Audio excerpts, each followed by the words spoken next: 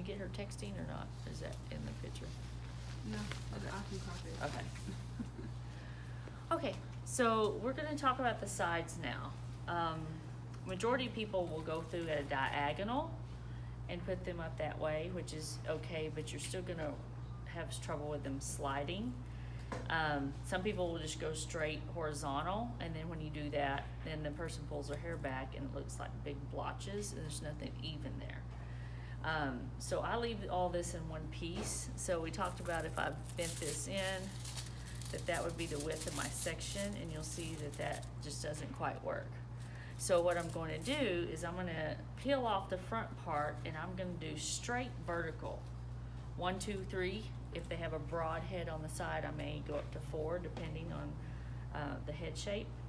But when I go straight vertical, then I am picking and choosing what piece I want to be blonde and how close I want it to the scalp. If I go at a diagonal, I'm going to have a blob here, and those, I don't have any control of how those are laying in. So this is a little different technique. Sometimes the hair's so fine, I'll put just a little bit of spray, combable hairspray. The Aquage finishing spray comes out real nicely. So I can get a little grip on here. So if you notice, we do have a lot of natural white. She's got a natural white streak around here. So I'm really just trying to amplify that. We keep that in with her hair so she kind of looks like she has a whiter streak through the front. And remember, her natural, when we're finished, this will have a more purpley silver blonde to it. So I don't want to put a lot of dark here either, because I don't want her to have a black root growing in. So a lot of times I will still come in and bleach over some of that gray, just so it accepts the toner and diffuses it in.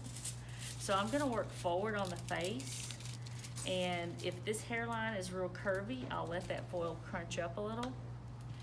And always be sure that you're using your bleach that's been mixed a while. Don't go mix a fresh batch of bleach and put it right here at the face. So I will go pretty close. This is the only ones you'll see me fold like that. I just fold one thing in straight up and down.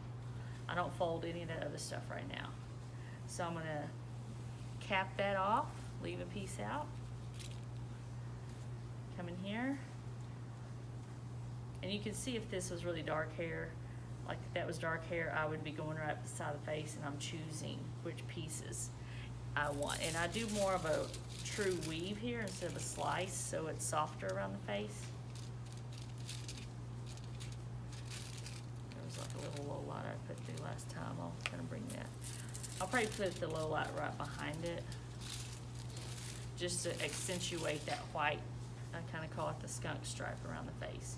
So you can see here, I do have a low light here previously, but at least this low light is not right at her face where she's gonna have a hard root line growing in. And I definitely will go ahead and go outside the foil here, because there's a lot more white there.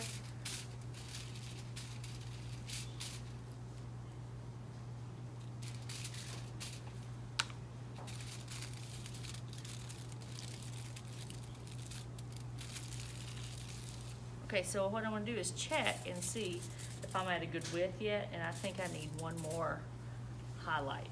And I really don't like to stop the back one as a low light, so it's good that I'm going to go ahead and do one more. So I did 2 blonde, 1 brown, and then I'm putting 1 blonde right back. And you want to be sure you're pulling this hair tight and a little upward motion, so you don't have any drag. And you see how fine her hair is and how important it is to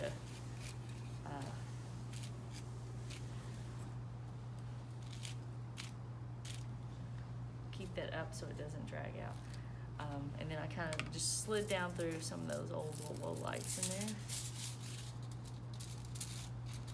And then once I'm finished with that, I will do this. So they're all folded tightly to the head.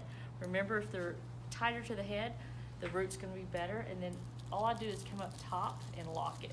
You can't lock this bottom because you're working with such a tall piece, but all I need to do is lock that really and get it out of my way for when I get to the top. Okay, so once again, I will do the same technique as I did in the back. I always start at the top because I want to go upward so I don't have a hard root line.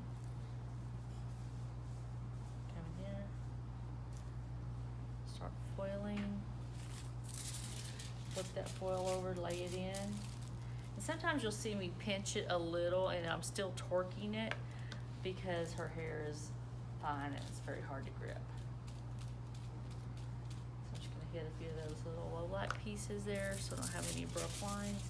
Ensure that foil gets all the way down, covering that part.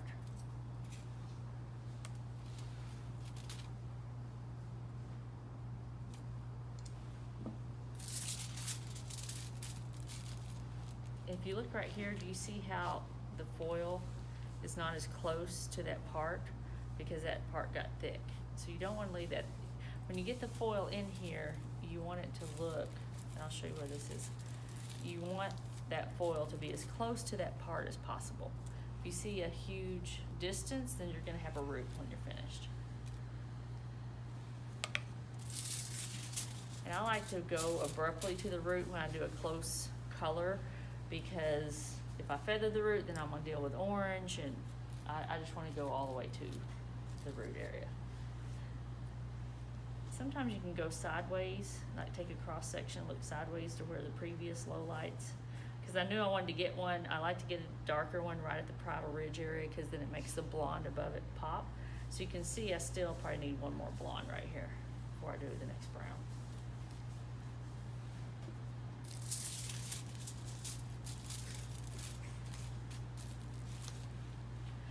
And I feel like too, if you choosing your foil is very crucial.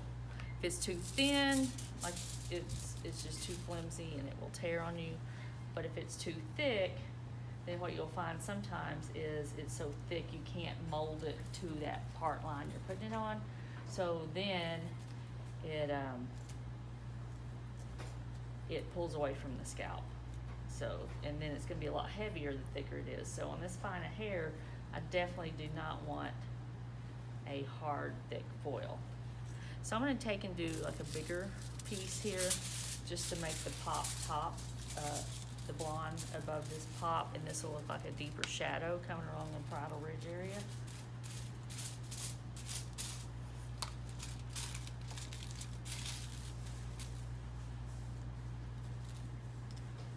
If I have a lot of brown in that section, I'll lift it up most of the time, but if I don't, I will go do blonde there.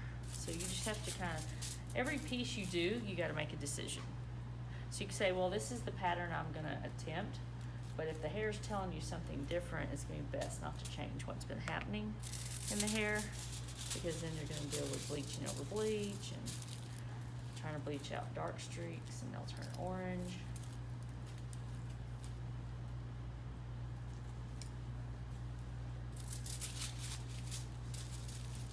And you'll see as I go and get faster, I will kind of add a couple little extra moves or little tricks that has helped me get the foil in. But the way I told you in the beginning with the starting point, they come in and jig. Flip your finger over. I come in and pick up the foil and I'm flipping it so it will start curving. And then I'm standing this upright as this hair is pulling it over. Lift this out, pull that foil down in there tighter. I'm holding this very tight. See how I can move her head? If it's loose, you're never gonna get it tight to the scalp. But you'll see me kind of adapt it a little bit as you go faster. I'll put a bigger, a little more dark around the edge here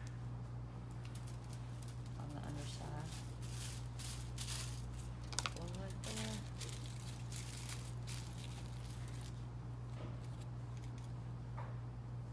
I'll leave this piece because it does have some of the sparkle gray, and remember we're trying to get a mix of all that.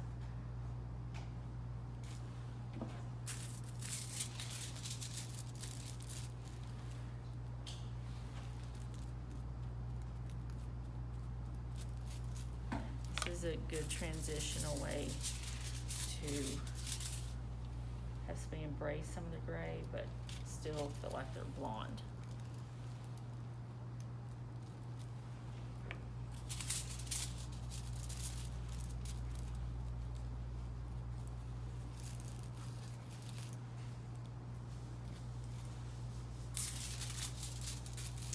I do lay my comb down when I'm doing this because it's faster for me than to try to finagle the comb and just to lay it down.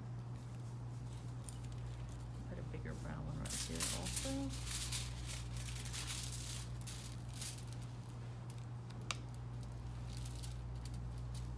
Whenever I come outside the foil on the brown, ensure that part is covered there.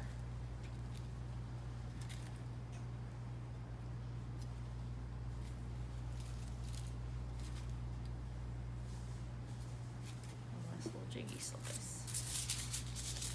Now we'll repeat this same thing on the other side. And full speed ahead. And then we'll get back together when we get to the top.